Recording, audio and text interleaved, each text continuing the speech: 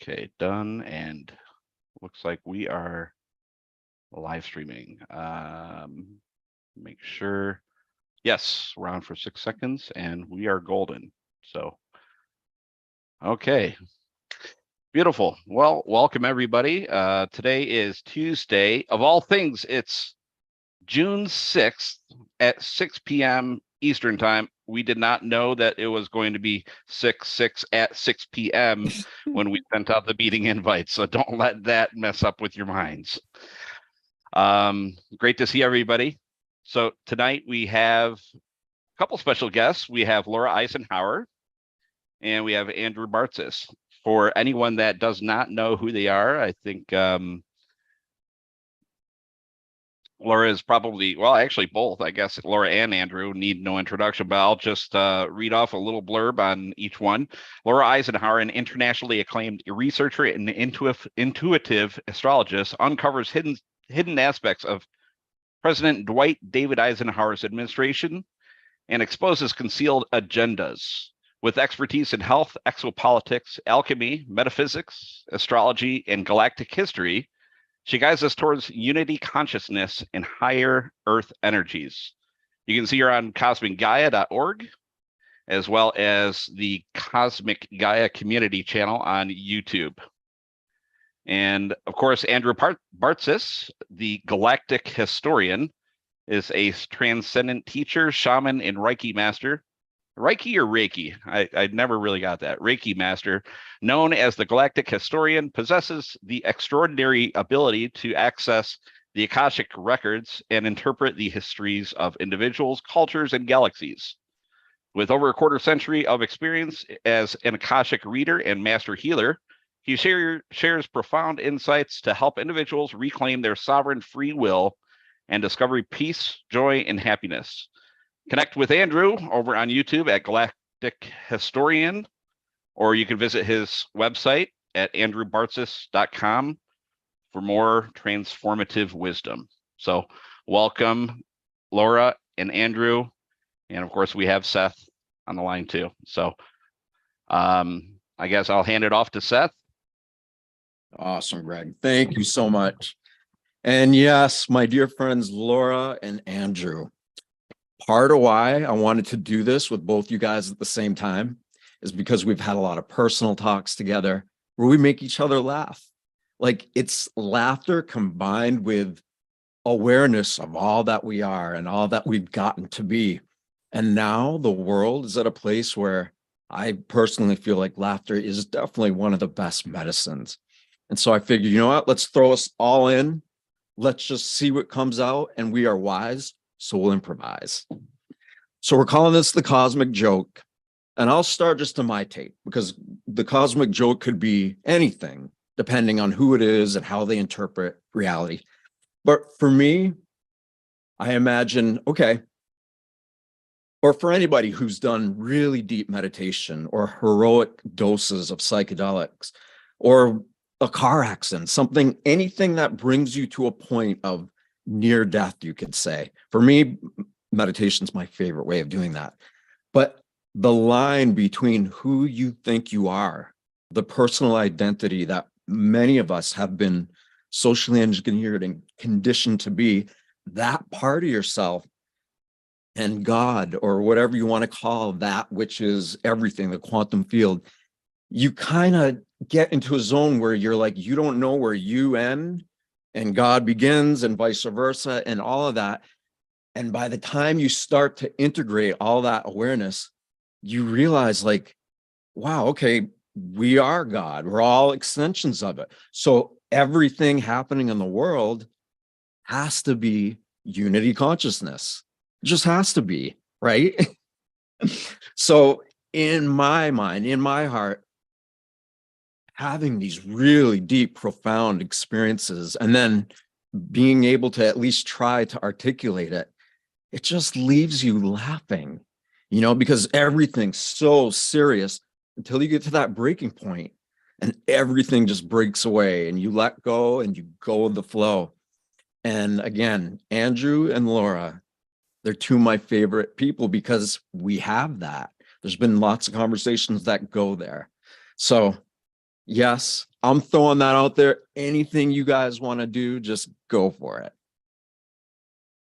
So the title of the show is The Cosmic Joke. Well, we're the punchline. Each and every one of us every day wakes up to a different punchline.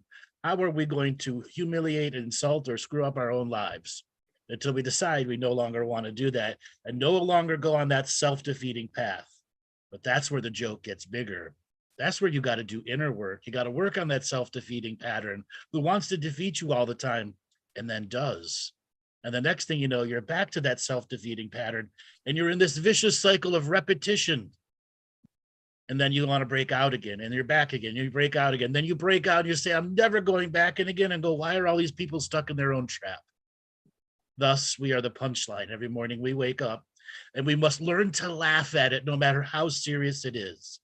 I've had this saying for years. Everyone has to remove the serious stick out of their behind at some point in their life and just go and have fun. Even if you're on the no plan, you're just having that flow of fun. Amazing. Yeah. Ooh, Laura, I think you're on mute. Oh, okay. Here. Oh, no, I you're am. not. You're good now. Sorry. Yeah. Oh, I mean, this is really where it's at. I feel we're here for soul development, spiritual development. We're here to remember the fullness of all that we are. It's very easy to get stuck on the storylines, though, and take the storyline seriously without understanding the bigger message behind the different events that manifest in our lives, the different adversities that manifest in our lives, which are all challenging us to reclaim, I feel, our treasures, what we're really made of in the face of it, instead of give our power away and take it all so seriously and be victimized by it. And I feel laughter is the highest vibration to help us to cut any cords with the storylines or the individuals involved or any attachments that we might have. Entity attachments, archonic attacks, anything that might invade our space. I feel laughter is a vibration that they can't stand because they want loose, they want fear, they want anxiety, they want low density thinking, they want duality, they want divide and conquer. And when we can laugh at ourselves and we can raise that vibration amongst each other, we realize how soul connected we are and how we are just, in this together to unify, but appreciate that true diversity and harmony is oneness. It doesn't have to be sameness. And if we can laugh at ourselves and see the cosmic joke, then we won't be so impacted by all these different psyops and different, psychological weapons and spiritual warfare tactics and social engineering that seeks to pit us against each other. If we take that all too seriously, then we're taking everything personally. We're constantly triggered and we're looping in victim patterns or traumas. And when we can just sort of laugh and say, look at this, look at what they're doing to us. We're the joke, because we need to just realize what an insane asylum this is and how much they're playing us and how much better we are than that. And when we can laugh at it all, they're just like, darn it. They're trying to hook us in. They're trying to hook us in. They're trying to take our energy because they're vampiric and parasitic. The minute we laugh, that vibration really, I feel, builds a shield around us and really begins to protect us, because they can't feed on laughter. They don't know how to laugh. All they can do is imitate and manipulate. And we're here to rise above all of that, because they're more scared of us than we should be of them. They want to trick us out of remembrance. And I feel laughter is the gateway to reclaim all that we are. And obviously be advocates and take certain things seriously. We're up against some pretty heavy stuff, but within ourselves, so we can have more neutrality, so that we can show up and be activators and lead by inspiration and call things out.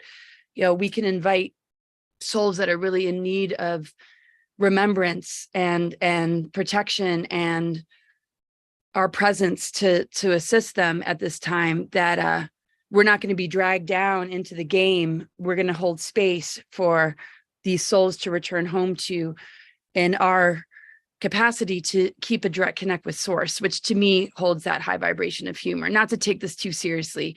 We're returning home. It's a game of lost and found.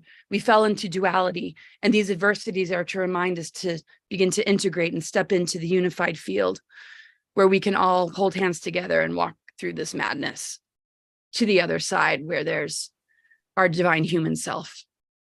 Laura, you said something very interesting about the loosh and that terminology. In 2012, I came up with the term tainting the loosh since 2012. And each and every one of you can taint the loosh around you. And there's a way to do it without falling into vengeance. You're not putting poison that's killing the other worlds there. You're putting something in it that makes their wine taste like vinegar. Taint their loosh. Oh my gosh.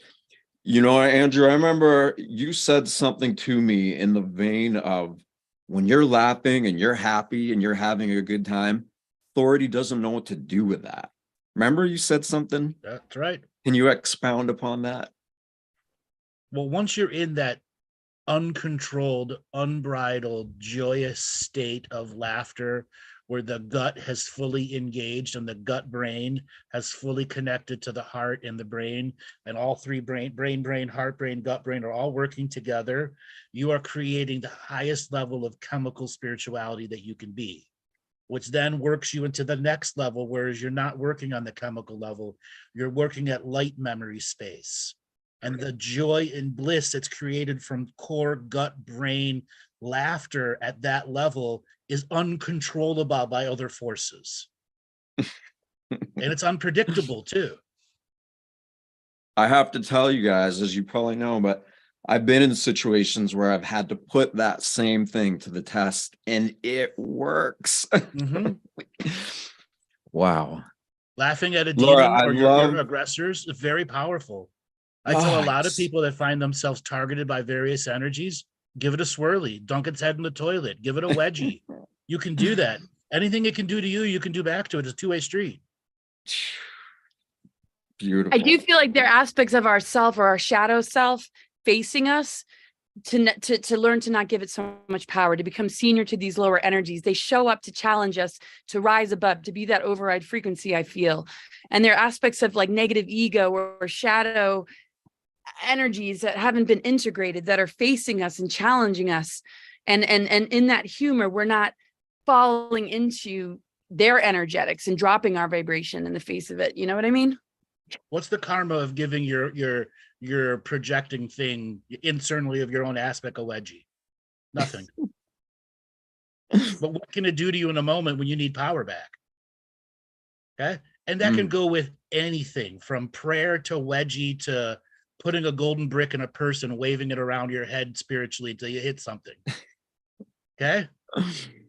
There are ways to turn your humorous energy into a tool that can be very kinetically damaging emotionally to other aspects of yourself. Kinetic damaging to an aspect of yourself, that's using your personal willpower to suppress their ability to override you. Because that is the battle of will between the program and you. One thinks it's the real soul, and the other one thinks you're not the real soul. That's their difference in perspective and why they constantly battle to be relevant.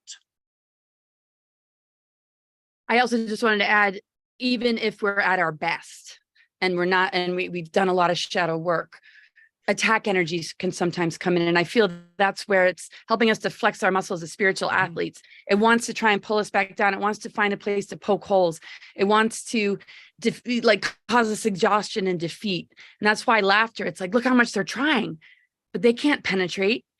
They can only penetrate if they begin to impact the mind, infect the creative channels, and infect the mind and the belief systems that it has any power over us. And that to me is a greater way to put muscle behind the light that we might be carrying, because we're here to overcome these obstacles. And in a way, they're challenging us to gain our strength and remembrance.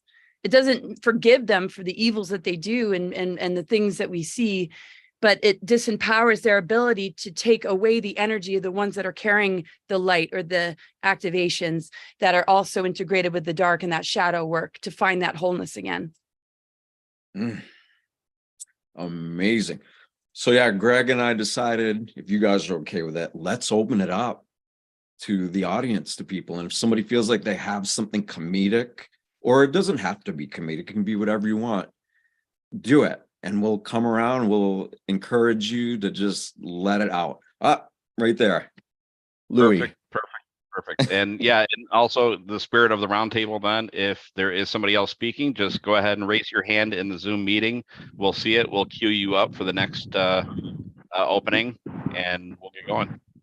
So, Louis, welcome. Hey, doing, I don't buddy? know how I'm coming across there. I'm in the park with low broadband, so I'm not showing the video. But so I love what everyone's talking about here, especially Andrew and Laura. In fact, there's a Star Trek episode, the original ones with Shatner, um, called Day of the Dove, and there was this very advanced entity that fed off of people's hatred towards each other. So that's all it did, was it went around the universe clashing people against each other, killing each other, and that's how it got its energy. And of course when Kirk realized it, he got with the Klingons and they stopped fighting and they started showing camaraderie, and the entity just fizzled out. So that's a great episode that really lays it out exactly what's going on here. But my question to you guys is this: so this place to live from, where you get that it's a joke, even what as horrific as it may be, what can you share with us? What kind of tools can you give us that helps us either get back into that place? Sometimes we just go so unconscious that we can't. We need help from other people. Like, that should be our commitment to each other in this community, is that if anyone goes unconscious, someone has the permission to go, hey buddy, wake up, And so what do you got what can you guys share with us on how to get back to that place where we get the joke of it all, and amidst all the story and the pain and the suffering and the trauma? I think the first thing you do is you got to tell yourself a joke a day. Even if they're shitty dad jokes, like, what is a boomerang that doesn't come back to you? A stick. Okay. No one laughed, but somebody giggled somewhere. Okay, somebody's laughing somewhere listening to this at some point. And we've got people laughing. There are ways to trigger yourself to laughter. And when the world gets so harsh and so serious, we have to learn to generate that energy as the counter frequency to it.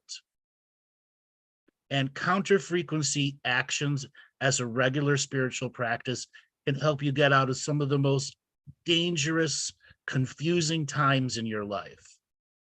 And this isn't just randomly throwing a joke out there. It's, can you laugh at it? A lot of people see LOL, but how many people actually laugh out loud and go, Is that really an LOL? No, it's not. It's an Okay. So learning to actually practice your form of telling the joke, and can I make myself laugh? And is it an authentic laugh? Inside if it is or isn't. And then there are times the inauthentic laugh becomes real out of the natural chemical process of what happens when you are in that laughing state. Just like a smile has been proven to absolutely change depression. Laughter changes our internal chemistry. And when we take command of the laughter capacity, we are able to lower the density of something coming at us so we can process it. Boom. Laura? Oh, I was going to I'll go last. Okay. Okay. So what do we do in those moments? You're saying that's the question? Yeah, like So- what kind of tools? Obviously, it all happens when we go unconscious. So we Right, fall yes. we fall back into Yeah. the story. We run the tape loops on all levels, and now we're in trouble. And maybe we get Right. an Oh, inkling totally. of an idea, like, oh, maybe I can do something different here, or our friend reminds us. Right. And that's it right there. I mean, we have each other, and we also have to just kind of stop ourselves. Are we on sort of an autopilot? Are we just looping in a patterning that we find ourselves in that can begin to sort of dig us a hole and a rut that is hard to get out of? Are we not around other people that can kind of lift us out of it? Are we just alone in our home, kind of watching the world just sort of fall apart? Do we remember that we're a part of picking the world back up? And it's kind of this sort of death, rebirth, alchemical transformation cycle that, we're letting go, we're mourning something in order to be reborn, in order to emerge and begin to move forward into something new, a new level of ourselves, a new layer of ourselves. So when we get caught in sort of the negative spiral, we're kind of lost or stuck in the birth canal. We don't trust that we're going to emerge. We build prison walls around the cocoon because we don't believe that we can emerge like a butterfly. We think that it's a permanent condition. So I feel like the laughter just helps us to see the larger picture, and we can begin to find sort of the humor in the moment. I used to think LOL was lots of love. And then I was like, ha, see how slow I am when it comes to this sort of thing. And just, I mean, sometimes I have really self-deprecating humor. People are like, oh, you know, where's your self-love? You're being so hard on yourself. I'm like, no, it's not that I completely dismiss all that I am, but I have to laugh at the times where I get stuck and I get caught, and I just pull myself out. So if somebody can kind of help snap me out of it, I can help somebody else snap out of it. Wonderful. But if we're in it and we're sort of stuck in it, we have to sort of understand that at times we have to embrace the mystery. If we don't understand where we're headed when we're in that sort of cocoon or we're in that death cycle, then we need to be more empowered as co-creators. What is our intention? What are our visions and dreams? It's not something that's going to be defined. Maybe in that time of being in the void or seeing an empty canvas in front of us, that's the time to connect with our dreams and visions and be a co-creative scriptwriter instead of waiting for the next thing to come, waiting to react to something external, waiting for somebody else to divine it or validate it. You know, we got to be a little bit more empowered to say, I have intent, I have vision. And as I'm emerging and letting go of whatever doesn't serve me, or letting go of a relationship or a job or a location I might have lived or anything like that, you know, it's not about, is it going to work out when I arrive? It's what are you going to make of it? Because we're always creative in the moment.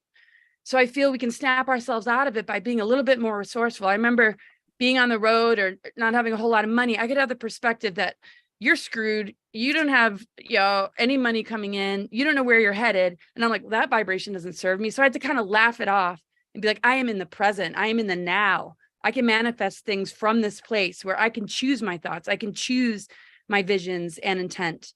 And then I can notice the synchronicities instead of the things that are going to encourage my anxiety or my lack or my feeling of failure or whatever. I'm exactly where I need to be. So I think, you know, humor just lifts the heaviness. Like Andrew said, it breaks the heavy density, but we don't want to be afraid of, you know, some of the emotionality and the need to purge. We're elemental. Sometimes it needs to rain. Sometimes the fire needs to, but how can we manage these elementals without them getting out of control? We can find humor. And I feel that brings us back to a certain place of neutrality. Wow. Oh my gosh. All right. I'm going to be kind of quick because Sabrina is going to ask something, but I love what both you guys said, obviously. For me, Louis' question brought up a really good kind of overall idea, which is if, you know, all the things happening in the world right now are scary to a lot of people, and rightfully so. And they stay in this zone called the refractory period. It's like when you're stuck in this place of fear, of fright. And as we all know, there's some people who never move on from that. They're just in this clique of identifying with the world through the eyes of fear. And that feeds not only their own self-development, but it gives energy to the very things we feel oppressing us. And so with that said, what can you do? For me, I choose to be lighthearted, and I get really good at it. I practice. So all of the neural architecture in my brain and body begin to rise above it. And it works. My God, it works so good. You know, all the years that I went through a lot of serious stuff in prison, all these really, really like brutal things. It's like we were saying earlier, when you are laughing and you're happy, authority doesn't know what to do with you. It doesn't fit into the clique. So anyway, Sabrina. It used to actually get me into detention when I was at school, but they're like, this isn't funny. Like if I had a mugshot and I'm cracking up, they're like, this isn't funny. You're not supposed to be laughing. All right, real quick, how many ascended masters does it take to change a light bulb? How many? 0. It's the light worker's job. Oh my gosh. Classic. Spiritual people can be funny. Yes. That's a whole thing in itself right there. Hi, can I, is it my Hi, turn? Sabrina. Yeah, Hey, you're totally I here. first of all, I am just so starstruck, Laura. Thank you for being here. I didn't know you were going to be here today. And Seth too. I love you so much. Yeah, I was just going through so much rage because I've been fearful of the apocalypse since before 2012. And when COVID hit, I just lost my mind. I just had a breakdown, and I absolutely felt this deep realization that we had to turn the social thing around, and the conservatives had to start making fun of the liberals because it had always been the other way around. And I was that liberal. I was that hippie. I was an Haight-Ashbury making fun of the conservative Christians my whole life. And now everything got flipped on its head, and I'm like, oh my God, I've been a hypocrite my whole life. And now like the true colors are shining through, and humor is the way because it disarms people. And I realized that I've always used humor as a means to tell the difficult truths to people. You couch it in a joke. Now, maybe sometimes that's passive aggressive, but I think a lot of times I try to use it in a positive way as well. And because we can all laugh at ourselves. Like I have to laugh at myself first, and then, make the collective statement, the individual statement for the collective. And yeah, I love it. I love the Star Trek example. I have to go watch that episode now. Yeah, been laughing at him like JP Sears does. Like he was so healing for me. I mean, over the top.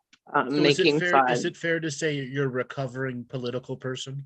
Oh God, I'm still a recovering political person. Yes. So my first thing for anybody that's been down the rabbit hole of whatever politics is politics and whatever conspiracies attached to those politics, the first thing you got to do is turn in your hermit card. You can't be a card carrying hermit anymore. You do got to learn to trust the world one day at a time. By turning in your hermit card and say, I'm no longer paying dues to the hermit union, you get to go out and meet all the rest of the people in the world who do have things similar to you. And we cannot be risk adverse to the world. And there's one thing about politics, it wants you to fit into a zone, a space, a tribe, whatever you want to call it. They want to label you that. Group. Whatever it is, get out of the labeler.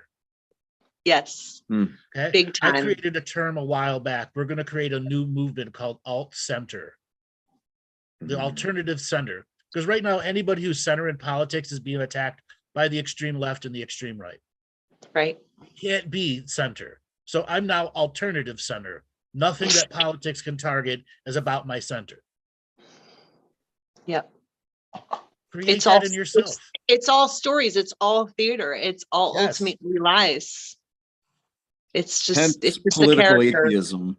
Yeah, it's like political atheism. It truly is. Like that system doesn't work. And is it any coincidence that all the systems in the world, for the most part, are breaking down, reforming, or becoming something else? No. Like there is some greater catalyst, both within and all around us, that's bringing us to this point of, can we truly rise above everything that is? And we can. We absolutely can. Yeah. And it's the most fun thing to do. Yeah, there's moments where it hurts. There's tears. There's like every range of emotion. And we're allowed to feel that. We're allowed to bring that to the table. And you know what? Sometimes tears lead to laughter. They really do. Thank you. Yeah, for me. Everyone has had that laughing, crying moment. Oh, yeah. I one time wanted to put my tears under a microscope just to see the vibration, like the little emojis popping out. Like, these are sad tears. These are happy tears. Like, and just probably be a mixed bag sometimes. But I just wanted to say about all that. I mean, I feel like we're here for integration of polarity. I mean, when we look at the North and South node of an astro chart, we start off with the South and we want to integrate the North, because on a soul level, we know to integrate polarity. So when we choose labels, we're also choosing a polarity. We're choosing, a duality. And I feel that when we integrate polarity, we take what resonates, we remove what doesn't. So we don't have to overly identify with a particular group, because we'll find that that group mind might be impacted or infected by some kind of social engineering or program.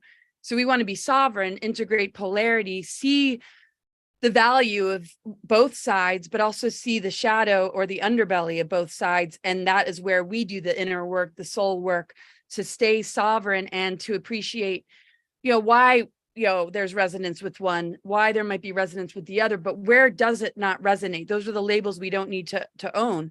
We have right and left brain. We want to integrate that. We have masculine and feminine within. We want to integrate that. That's what ignites our DNA. So I feel the challenge of these times, even if we identify with a certain label and then we find, oh, that's the one that got weaponized, that's what I'm being used for a darker agenda, so there's an identity crisis. I feel that all those identity crises of feeling betrayal or feeling this infiltration, feeling you might have been a part of something that no longer stands for what you thought it did, that you stand for that. Even if that sort of expired and wore out and became infiltrated, I feel like we're being challenged and betrayed to learn to fall back on ourselves and find that sovereignty, find that integration. And that just like in relationship, we can be heartbroken for years and feel like we can't move on and we don't deserve any better. And we messed up. What did we do to mess it up? And we don't realize that everything that crumbles is an upgrade leading us to something greater than before. And so when we can see this apocalyptic Armageddon kind of scenario, we're moving on to a higher earth energy. We're seeing an old world crumbling. A lot of people are holding it like a security blanket. They don't know how to let it go. So they'll defend it and their belief systems connected to it. And the reality that they invested into, that isn't the true reality. So yeah, they might perish with it, but they're infinite and they're just not ready. But we are carrying and bridging, something that shows that in the face of whatever it brings up in us, we can crumble sort of with it, but be the ones that rise like you are. I think it hit all of us hard. I think witnessing what other people are going through, having that empathic overload, you just want to wake them up. You just want to tell them, you warn them. But then knowing that the soul almost has to experience it for their soul record to be able to reflect upon it in their life review and say, whoa, okay, I couldn't get it in the human ego realm. But now that I see the larger picture, now I can process that. And now I can come back a little bit wiser than before. Yeah. Can't change anyone but myself. Amen. And lead by example, be that inspiration. Yeah. I got another thing to help break up some of the serious energy that may be going on there. Did you hear they arrested the devil? Yeah, they got him on possession. Oh my God. That's a good one. Okay. As simple as that. What is mechanically going on in the energy field of everyone? A happy, joyous, weird, like, how do you not laugh at that joke? You got him on possession. Okay. Oh my gosh. Okay? Learn to do that for yourself. Just in random moments of your day. Can you get that authentic laughter? Amen. Just gotta call you up and get some good jokes coming in. I'm like trying to go into my research. And it's not always about jokes, right? It's a state of being. Sure. Right. We're choosing to feel that and not necessarily needing to articulate it in any language that really wasn't ours to begin with. And that's most languages. What is the state of being needed to deliver a joke? And what is the state of being needed to receive the joke? There's a whole different conscious journey of exploration that one may want to do through that journey that can teach you a tremendous amount about humans and the traumas that they have. Example, many people that were born in the boomer generation had parents that went to the war and were not kind or pleasant to them. And many of them can't tell a joke today. They're that serious.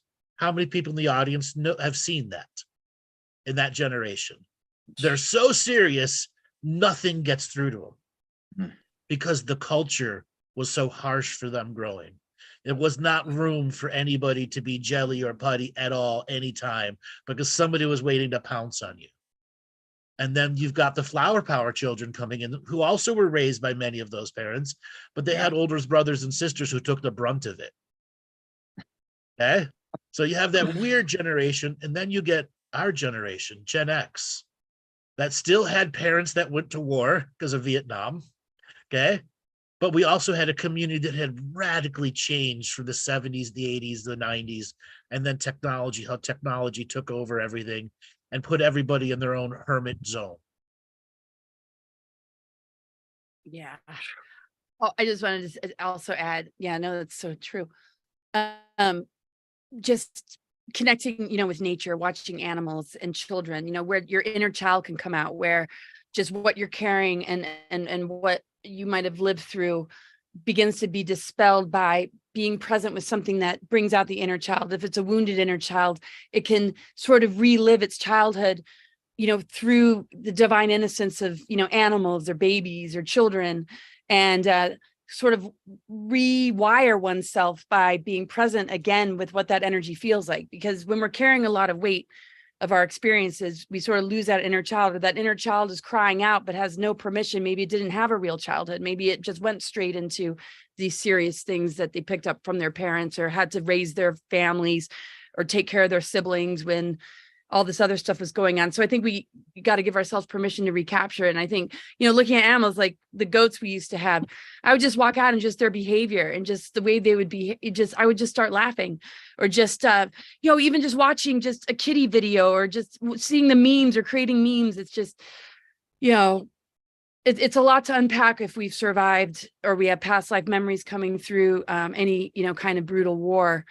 But at the same time, when we look at our offspring, or we look at future generations, and we look at that aspect of self that is looking to recover, I feel like the divine innocence and remembering why you went into it, even if you feel like it was not for any good reasons. When you look at the bigger games being played behind world wars, it's the nobility, it's the honor that you carry to even put yourself in that position. Maybe you felt you had no choice, but it's a lot to unpack. But I feel, the return to divine innocence through the being in nature and being with those that are present in the now can help shed some of that.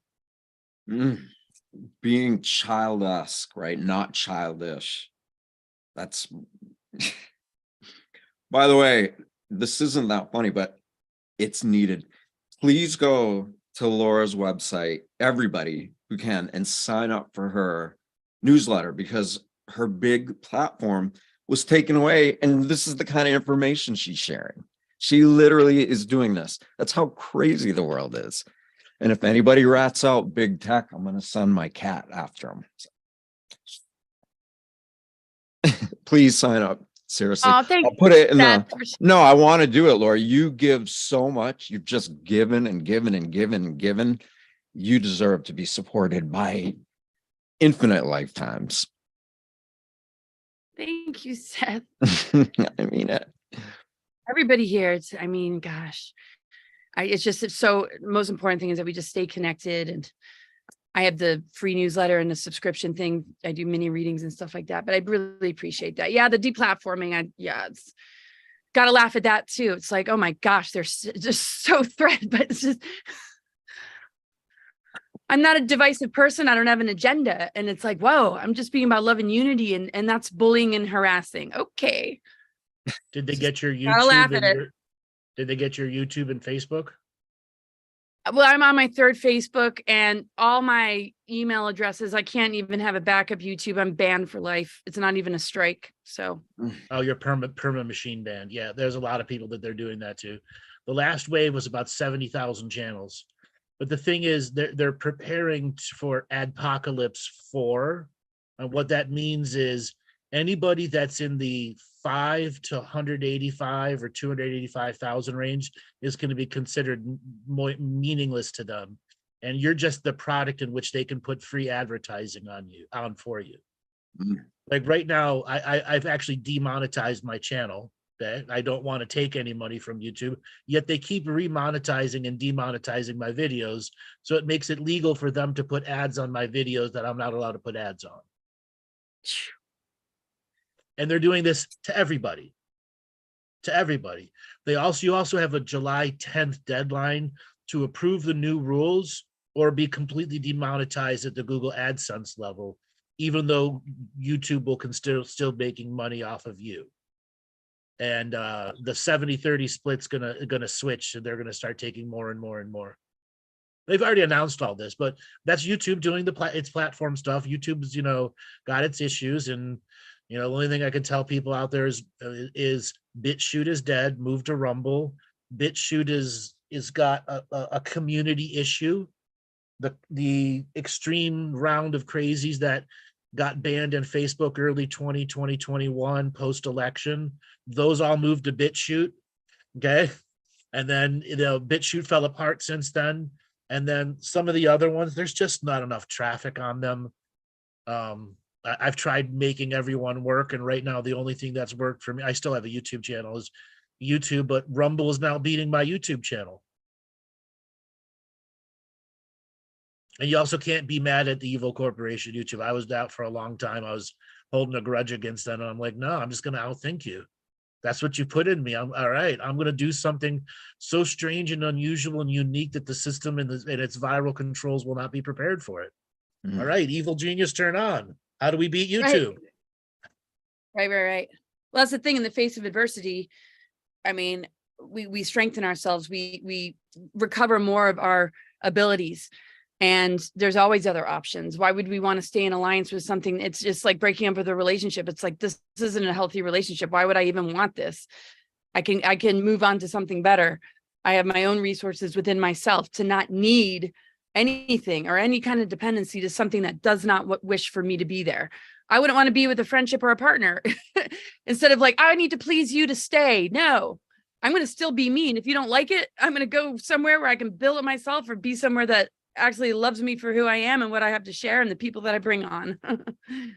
But still, yeah, I went through a bit of that pissed offness, but that's okay. Yeah, I had to deal with that. It was something in me that I had, even my people around me, like, you're a little angry at YouTube, Andrew. What is your own anger teaching? Shut up. Let me be angry at it for a while. I haven't turned it into a trauma yet. Wow. And I faced it. There I'm was. like, all right, YouTube, I'm going to beat you. That's it. That's no matter what. Demonetized channel. Fuck, they remonetized me. Say no to everything, move everything here.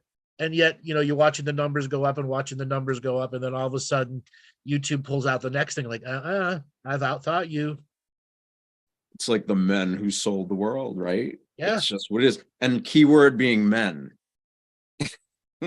What happens to that balance? The feminine has been suppressed for so long, right? And the wars that everybody's been through and gone through, it's like, you gotta be a man. This is no place for women. Like, all that stuff is part of our collective pain body. It really is. Because so many men went to war and came back broken and taught people brokenness for generation after generation after generation.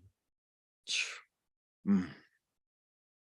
only recently, in the last 50 years, 40 years, there's been any kind of mental health worth its weight in gold at all for anybody that's in the military. And most of those people are seeking stuff that are not in the standard, here's your pill, you'll get better energy. Hence the need for all of us, right? What about the idea that the universe is a perfect accounting system?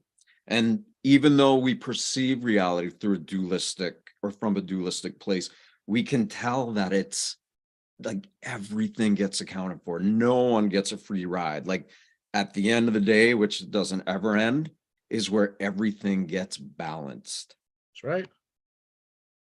And I mean, it is its own alchemy machine. I call it the Galactic Ascension machine. I just gave it a more galactic look versus everything is balancing down. The whole point of the Galactic Ascension machine is to reduce something that was infinite karma to now finite.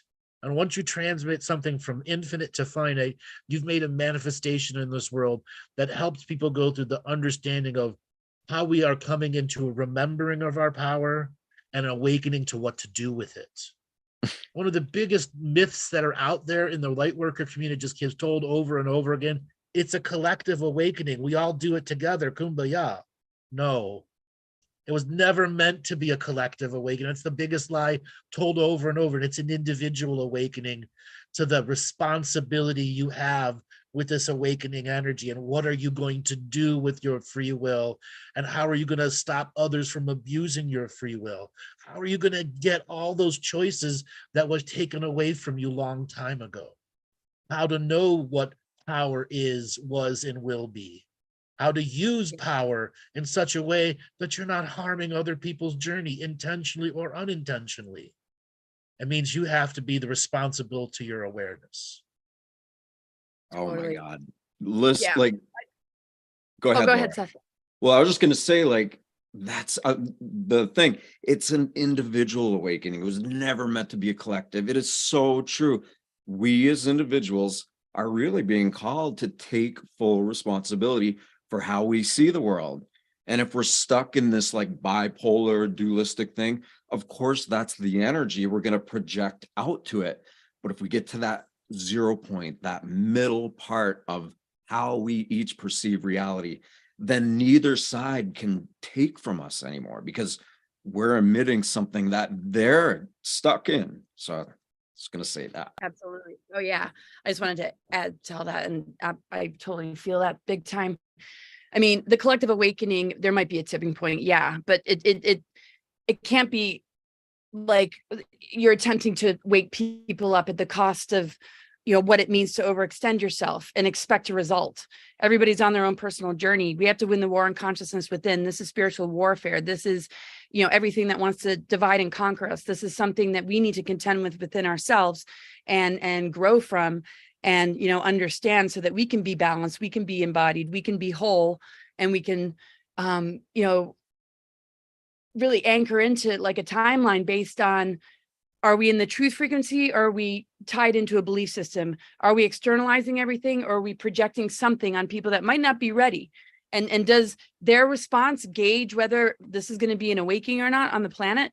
I mean, if we do that, we're going to exhaust ourselves. We're going to feel defeated. We're going to feel frustrated. So, I mean, I feel we're reconciling everything within ourselves. It's a war on consciousness.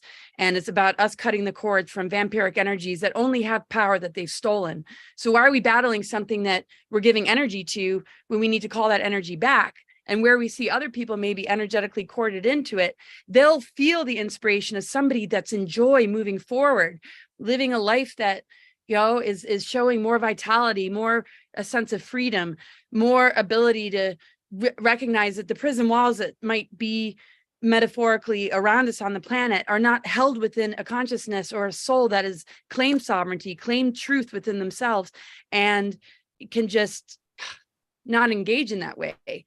And I feel it has a ripple effect. I feel it does impact the collective on a certain level, and it can assist with an awakening. But people always talk about an event. I'm like, don't we each have our own personal event? I don't see this one big event happening. There might be a tipping point where, in the planets and where everything is that, these major light bursts of energy come in and how that relates to the galactic center or the inner sun within the earth that gives us these sort of activations. For some, their physical body can't handle it. It might even take them out. It's almost too much. For others, they might thrive in it. But isn't it for us to just stand in our truth and stand in alignment and do our best to be a resource without any expectation of how it's received? Because truth doesn't need believers or followers. It stands on its own. So the best thing we can do is focus on that. And if other people feel inspired by it and they can tap into that and they find that within themselves, then we enter this synchronicity and ability to come together without having to push it or expect something from it. Does that make sense? Yeah, absolutely. Great, wonderful, wonderful energies there. And part of the journey of alchemizing your journey is taking the time to process. And before you start another journey, give yourself a break. And so many people in the spiritual journey, one ends, the next one starts immediately. And that begins a train of slowly taking away the fun of doing. So here's something interesting. Did you know since 2014, the government has officially announced that aliens are real 7 times?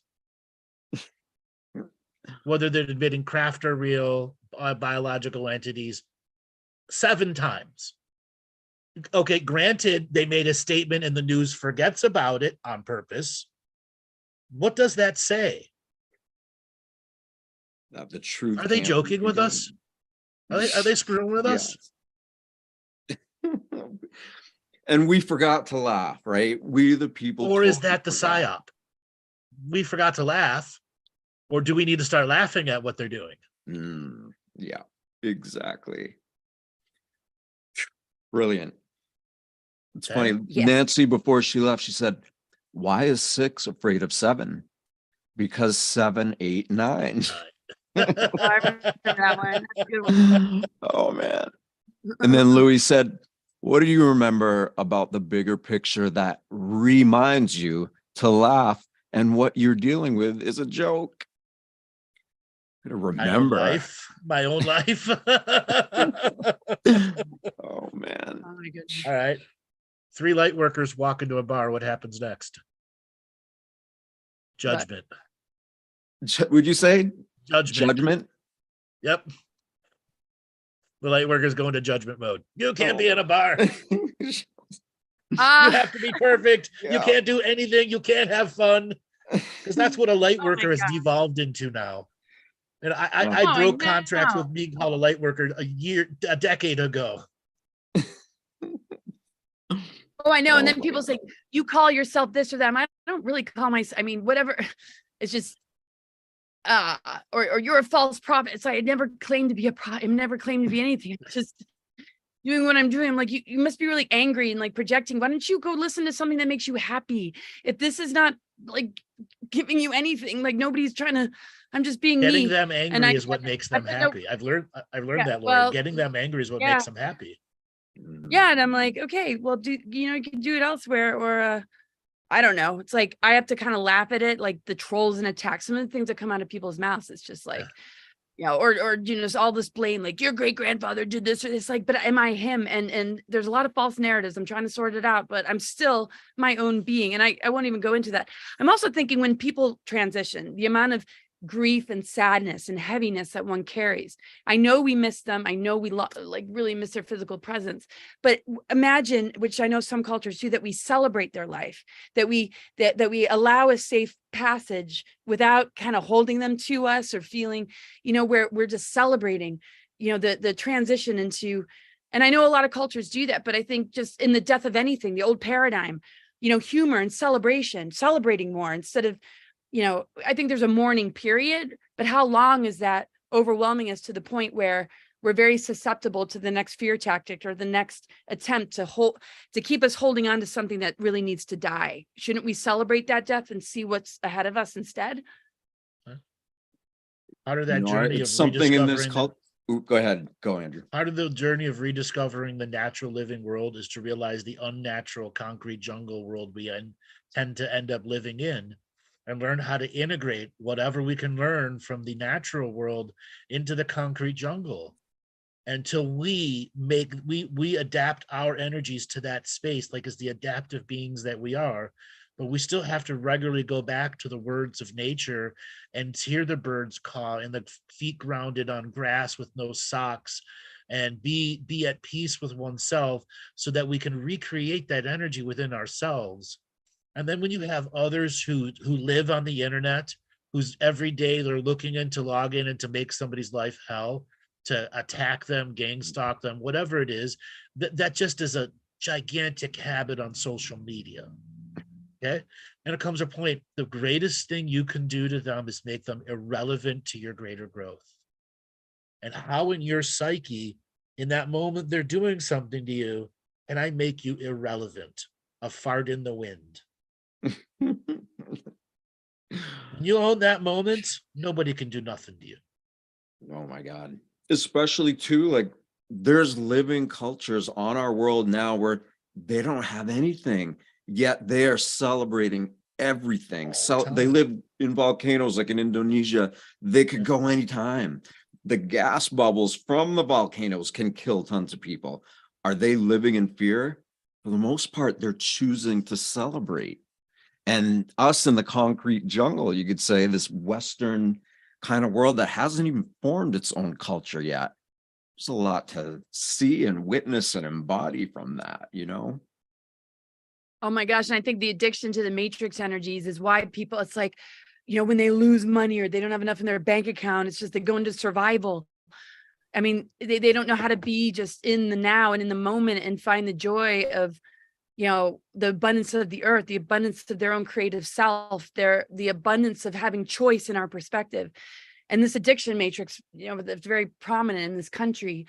It's just, just there's so much attachment, and the loss of those things that define your self-worth that you were taught in school, make you successful, give you a sense of false identity of self-worth. You got those degrees, you got that money, you got that car, you got all this stuff that they're saying this is what success looks like, but your character might be crap. You might be treating everybody not in a good way, taking relationships for granted, and just being defined by that the loss of it, it's like, that can be the most healthy thing for a person to experience. But if they don't see it in that way, they can absolutely fall apart, hit the bottle, and want to drown themselves in misery, instead of maybe celebrating that that's all material stuff. Maybe that was an important death and passage for them to get a little bit more soul-centered.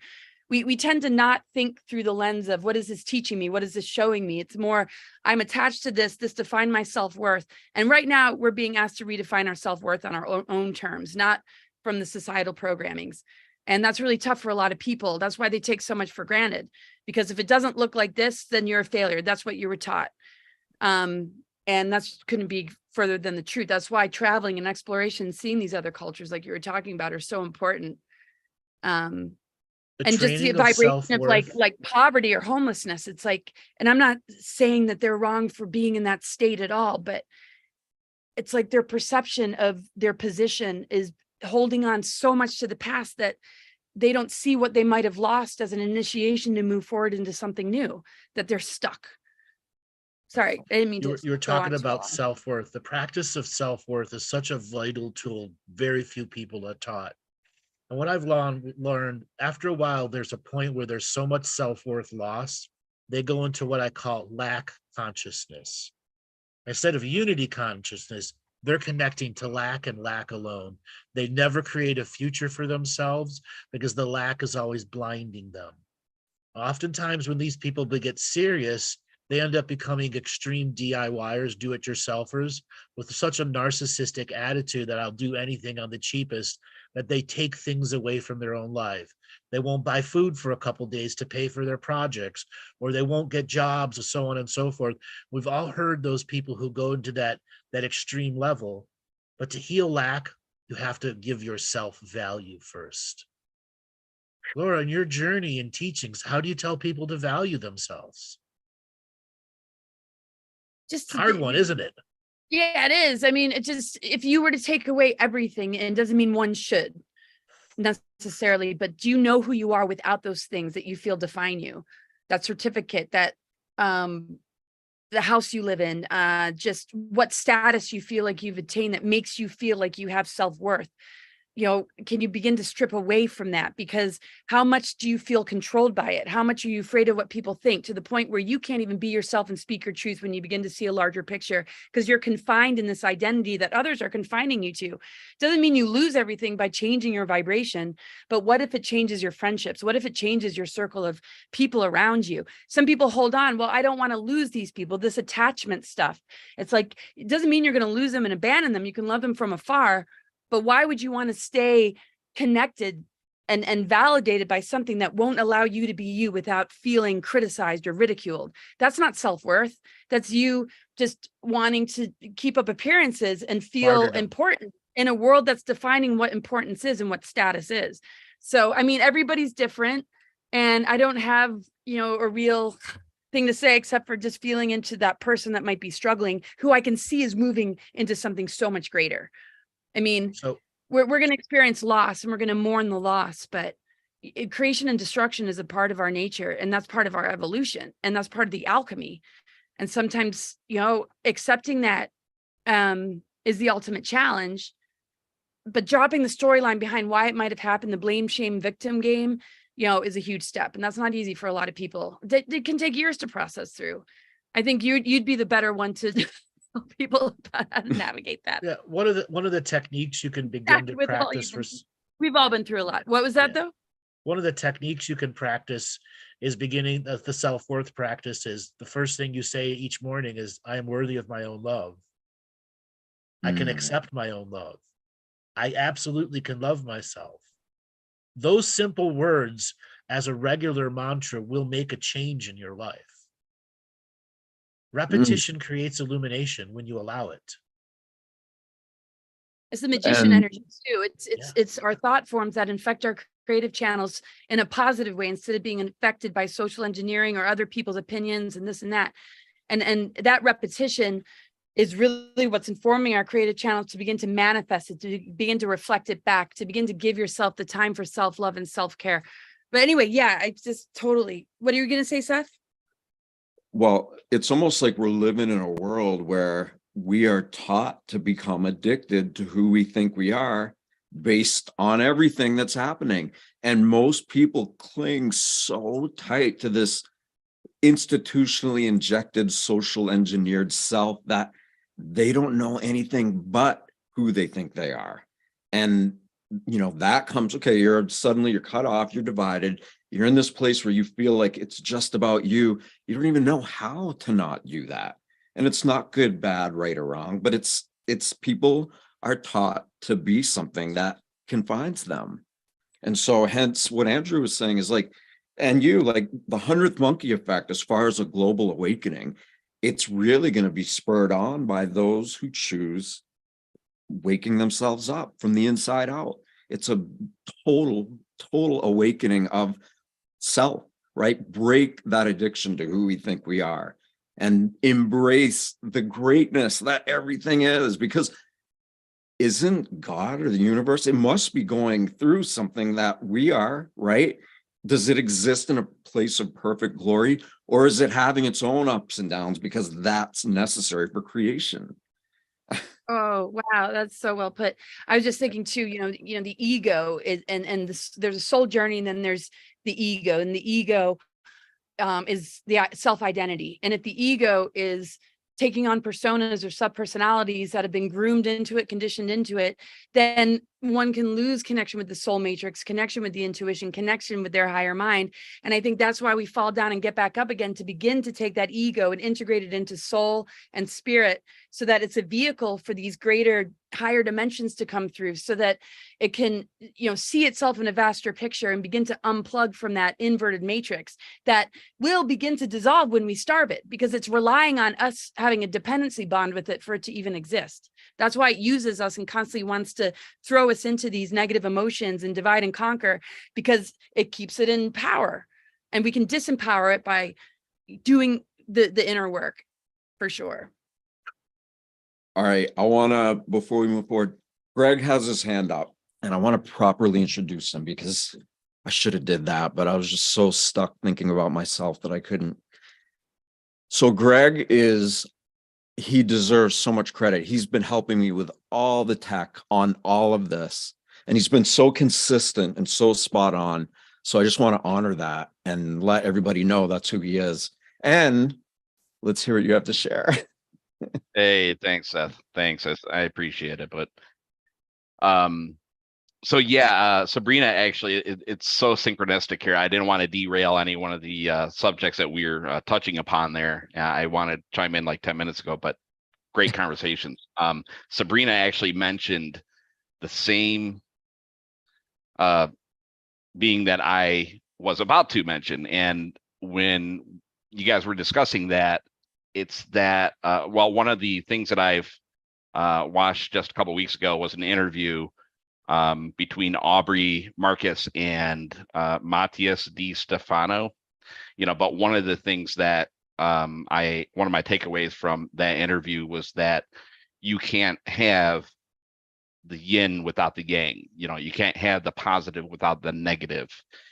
So if you think of that as like the cosmic level, but also the interview that he went through each one of the 9 dimensions, if there are more or whatever, but 9 dimensions, I guess, maybe with the exclusion of dimension 1. You can correct me on that, but there is always that polarity that is needed in order for that dimension to exist, right? So if we're thinking about how we were conditioned and programmed from the get-go coming into this realm, it's that we're programmed, we're conditioned, we basically need to have our own individual awakening, as we say here, and that we are remembering, okay, like Isis on the Nile. So we are remembering what we are actually here poor. Okay, so those are the things that strike me when we're talking about this. I also had another question here. It's been on my mind for several months, and I've been into, well, the collective consciousness, but also learning about different things like the Bob Monroe Institute and, Tom Campbell and everything else. And, a lot about like, simulacrum and simulation, this and that and everything else. That's probably a totally separate topic for a different discussion, but when it comes to saying that we're essentially in, well, as we know, like a matrix or, to like a computer simulation, it's that we can actually manifest through, we can manifest on our own reality, but also when it comes to, I guess, programming that all, I don't know if you want to call it, maybe Andrew, you can chime in on this, but the Akashic records, I have Akashic always records aren't a program. taken it. Well, but like if we're trying to program our own reality, I guess, where does that kind of play along with like it starts in the you. Akashic records and everything else? Sorry? It starts in you. Earning and learning, you have more than one ability to perceive the world. And the more perceptions or perspectives you gain, the deeper you will understand how this world is designed to create the illusion of involvement in it. The global narrative is what attracts us. It doesn't matter what it is or all the subject matters. In our DNA is access to infinite potentials. And the system is blocking our ability to access the infinite potentials because it is siphoning energy from us. And it does not want us to be in a state of being, a state of life experience that allows us to access infinite potential. Inside your DNA is where all of the programs of perception and perspective are. There is where you start. And the majority of this spiritual journey is modifying one's perspective and learning that we do have a precognitive workforce and a post-cognitive workforce. Precognitive is what gets us to that synchronistic moment, and post-cognitive are what allows us to integrate it over many months to make real changes. Okay, thus giving us deeper access to what infinite potentials in a moment can mean for one being that's driven to reach infinite potentials, that has goals, regularly knows their victories, can know when they're rewriting reality positively or negatively, and knows how to leave reality exactly the way it is because it needs to be that way for this potential future you are accessing to be there. The fetus in the womb is where it began. That is where we had access to the infinite potentials. It's where we planned the potentialities of our life. Who was our third grade teacher? Who was our first person that broke our heart? Who's going to be our person changing our bedpans when we're senior citizens? All those things have been planned, including alternate choices. But it'll still be the free will journey to go into it, not paranoid, open enough to allow things to happen and not to actively stop them, so that we don't close off our own access to the infinite potentials. We are indoctrinated at birth to be limited beings. How do we once again get to that unlimited point of view so our beingness is unlimited? My Well gosh. said. So Greg, you were thinking about that right as Sabrina wrote it in the chat box? Yeah, Hundred yeah. monkey. Actually, a couple minutes prior to her chatting in the. That's 100th awesome. monkey. 100th Yes. monkey. So I got a joke. Synchronicity. Okay, so a little bit of a joke. So there's 100 hermits. What happens when 100 hermits learn the same thing? Nothing, because they're not monkeys, they're hermits. And they Ooh, don't have the mystical monkey power. they're just hermits. That's They're just funny. hermits. I know the world is like pushing us to step forward. I often wonder, is like all these evil doers, or are they like really deep down trying to ask us to rise above it so that we can help them retire? Because I wish it were that so, but their arrogance, their ego, their apathy, they are generated as villains and they enjoy being villains. It'll be long into their journey before they learn the greater purpose of being the villain. And as teachers, we like to say that, but in the moment, they don't give a shit. They don't. I agree. They're taking advantage and sucking on the loose. They're the drug user right now. Okay. Yeah. You know, you were there. That's where they're on the drug right now, which is us.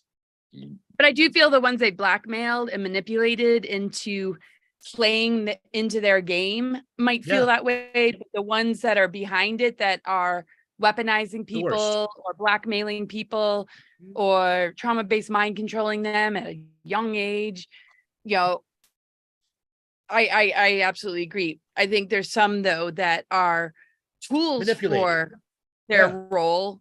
The ones that are acting as tools would really like us to wake up and give them forgiveness and understanding so that we can pull them back and know that they might not have any other choice at this moment, right? Like in the Nuremberg trials, not everyone got hung. That will come to pass in our reality too. We're a ways away from it. And most people aren't ready to have any form of forgiveness for anybody that's going to be in those higher ups. But guess what? For there to be that level of ending, we do have to forgive them at some level. Okay. Are they going to surrender if we're going to lynch them? No. So let me ask you this. No. If everything is connected, right? Is deep down, it's all connected, then how do we know that, quote unquote, they are not a part of our own, like we haven't dissolved the actual duality inside of us, right? Because you're zooming out and you're looking at the joke. Right there is the joke. Thank you. That's the joke. Because it really is, right? Like they're a part of our own unresolved ability to take responsibility for how we perceive necessary teachers of evil. And that's the entry point into our space and into our agreements and into our dependency bond is when we haven't integrated. So it'll either cause them to be starved and go back into space dust, or cause them to find an ability to find their own direct connect. So they're not a vampiric force anymore, right? It's as much of an evolution for them as it is us. That makes me smile. The rocks, the dogs, the cats, everything is a part of this evolutionary thing. It's not just humans. It's tens of thousands of species are going to go through this awakening and remembering and whatever it is that you want to call it. It's not just human centric. That's narcissistic at a race level. Yes. Yeah. All right. So let's open up a big can of worms here. Or at least I hear people saying that there's overwhelming proof and evidence that all of this is a simulation. And Greg kind of touched on that a little bit. But what if it's all a simulation? What if our feelings of what we think is real and the way we perceive the world, what if it is all that? What if it isn't? Yeah, what if it's a simulation? What if everybody and everything is one giant computer code playing itself out and we're right here? So if we're doing what if you say, what if it is a simulation? What if it isn't a simulation? I have to jump off. So I'll just say my last 2 cents before. Can I just say just real quick? I think the simulation is the AI and where we allow ourselves to be infected by it. We are in that inverted matrix simulation. But when we step into free thought, when we step into being soul-centered, when we step into owning our emotions, not because of reaction to the news or what we're seeing outside of us, is no longer really a simulation.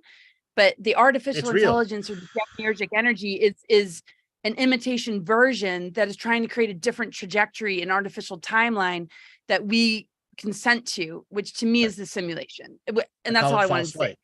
I call it false light. Not real light, diet light. Okay?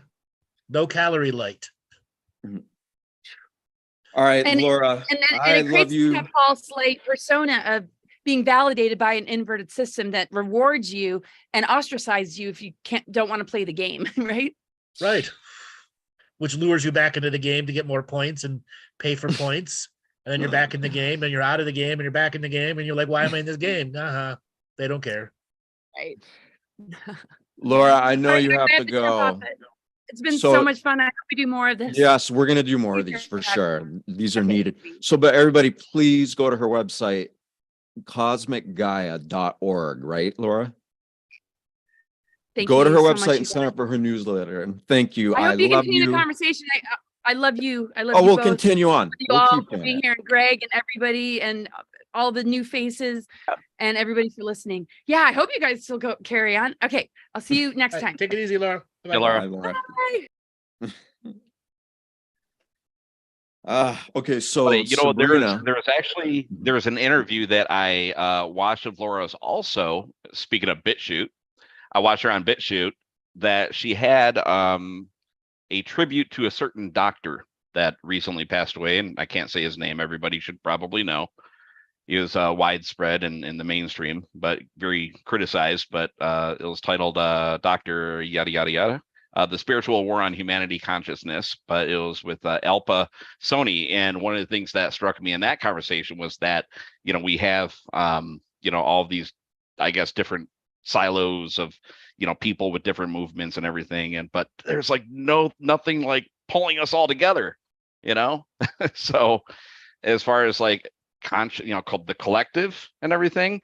And to go along with, yes, everybody, please go on her website and sign up for a newsletter. But we do have that Freedom Snap platform coming out too. I hope that everybody can join us on there as well. tell everybody what it is that you're creating. So we have basically born out of necessity. This is something that, you know, I'm sure we as a community have thought about this for several years, is that we have just disparate, again, silos, you know, that everybody's doing their own thing, but really just kind of no community that pulls everything together, that we can have our own like-minded people on our discussion forums as like basically a social platform, you know, to discuss things that, you know, may be against, you know, like Love and harmony. Yeah, like have an open mind, you know, like don't shoot everything down. And that's the polarity that's playing out in this world. But to be able to have our own forum that we're not censored on YouTube or anywhere, that we can all just share our views and chat. And also a big thing of that community will be learning. You know, there's going to be different learning, they call it LMS, learning management systems on there, but to learn and to teach on the very esoteric and sometimes dark things that have programmed us and conditioned us, you know, from birth, that everybody is remembering to awaken up. So it's a great platform, and we're in the process of rolling it out. Probably give it the next month, and it's going to be great. And we're going to have a mobile app for it too. Nice. So what Greg is doing, that whole thing, I want everybody to understand, like, this isn't about division. It's not about you and me. And next week we're going to do a guided meditation to heal the division. Doesn't matter what you think, doesn't matter what you believe. So we begin to heal that division, then the unity consciousness that we eventually begin to feel, or that we choose to acknowledge, it starts to become second nature, then first nature. And that's what this is for. This is for those who want to explore how to become healthier, better, more aware, all of that. Yep. Yeah. Well, all these different topics, they come together as one. I It's got not something only to break up everything and yet put us back to the same place. How many narcissists does it take to change a light bulb? One. He holds the light bulb while the rest of the world revolves around him. Yeah. And it's so true. Like, come on, you know, at what point do all these beautiful people that we know and love begin to take responsibility for how they perceive the world, so that together we are infinity, everybody, everything, always, all the time. Part of the journey so many spiritual people in the awakening go through is they immediately want to be a part of a community. But most of them skip the inner work and join a community, and you have a bunch of community members who don't even know what inner work really is. And then they all start fighting each other over and over and over again. But when you build a community based on those that do the inner work, those communities thrive and they attract more and more people. And I cannot begin to say how important the inner work is. I have an effort scale, 15 minutes a day, 5 days a week. Actually doing a spiritual practice is C+ effort. 30 minutes a day, 5 days a week is B+ effort. 90 minutes a day, 6 days a week is A+ effort. And you look at your effort over the period of months, not days. And you average your effort scale, and you actually use your calendar marked in time to say when I did a spiritual practice, 5 minutes, 10 minutes, whatever it is. And then you use that as your gauge. Am I truly putting effort behind changing me? I love it. And after a while, you get to harvest that calendar. Dang, I just did 32 meditations in 3 months. I'm not a beginner at this anymore. Okay, I've learned something. I've had an aha moment. Counting our victories and having regular ceremonies of joy, vitally important. So many people, they go and do their ceremonies and they're battling demons, freeing the Pope from possession, That's not spiritual work. That's not inner work. That's spiritual masturbation. Okay? It's masturbation. Yeah. Spiritual masturbation. My sword's bigger than yours. Here comes the white light. Okay? They shoot white light over everything, or they're always using the violet flame to burn everything and anything that enters their reality. And they want to know why their guides won't talk to them. Why? Because you torch them with the violet flame every time they say hello. Oh my gosh. That is classic. The white light. Oh, I saw the light. Yes. It's blue and flashing. Wait, different light. Why is it liquidy white light? Very pearlescent, opulent. Very pearlescent white light, exactly. Oh man. You hit the nail right on the head, right? Exactly. Yeah. Well, look, I actually don't want this to end, and of course it never will anyway. But let's bring this to a close. Okay. Because I have a dear friend that I want to help, and it's a little Gregorian time sensitive, so I want to honor that. But everybody, Andrew Bartzis, what's your website? I know it'll all be printed below this. AndrewBartzis.com. You can go look at my name spelled there. You can find me on Facebook, YouTube, Twitter, Twitch. Come on, Rumble. You said Rumble. Rumble. Minds. I don't know. We think we ended our Minds channel. That was a waste of time. We were done on Minds. So it's YouTube, Twitter, Twitch, Rumble. Yeah. Facebook. And what events do you have coming up that people can join you with? No big. I'm leaving for Scotland. I have a bus tour that I'm doing with a bunch of people in Scotland. And then I will be doing once I've landed and finished my bus tour, I'll be doing some stuff, private stuff and public stuff in the British Isles area. We'll be doing healing courses and techniques. That's just not solidified where the dates are. But when I come back from Europe, I'll have a mentorship class starting. That's a 2-month mentorship class. People can look into that. I've got a bunch of courses out there, the basics to the advanced. It's you determine what level you want to get in, and what I teach is self-illumination. Here's the blueprint to do it on your own, and here's what the techniques are. Start with the basics. Do the basics. It's so important to do the basics, because so many people skip the basics and want to jump right to astral travel, right to this, and they don't know the responsibility to their own energy field when they start doing those things. Amazing. Yeah. And to do it without judging, right? To just accept that everybody and everything is on its own trajectory together. That's right. And therein is all the beauty and horror and laughter and sadness. All of it's in there. And both individually and together, eventually, we have the ability to create unity, harmony, appreciation for the world, not judging people for where they're at. Because like you said before, Andrew, the cosmic joke is that we are everything and everything is us. And the more we take personal self-responsibility for how we perceive this world, the more we rise above it. And then that example that we set, whether we say it in words or not, people can feel that. They know what it is. And that is what's happening.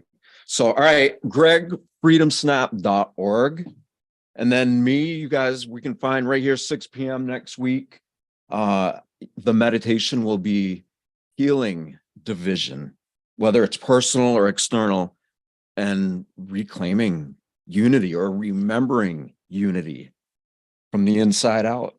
Andrew, thank you so much for taking the time to do this. Greg, That was wonderful. Had a lot of fun. Sabrina, thank you. Everybody that participated. I know there's a bunch of other platforms that we can't see the questions, but thank you, everybody, so much. And let me also add on, just in closing, thank you.